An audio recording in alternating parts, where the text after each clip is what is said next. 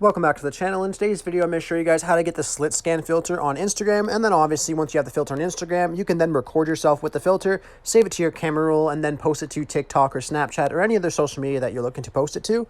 Anyhow, all you have to do is go over to your Instagram application and open that up. Once you're on here, you want to go to the search bar and just search for an account called GU_Christopher. Click on his account, go over to his filters, and then you'll see the slit scan filter right here to your right. You want to go ahead and click on that. And then, of course, if you want to try it out, you can try it out right here by clicking try it, or you can save it to your saved filters, and then you can go over to your video maker on Instagram, and then you'll be able to create videos with that filter. Now, I really hope I was able to help you guys out with showing you guys how to get this filter on Instagram. If this was helpful, be sure to leave a like on the video and subscribe for more. Thanks for watching.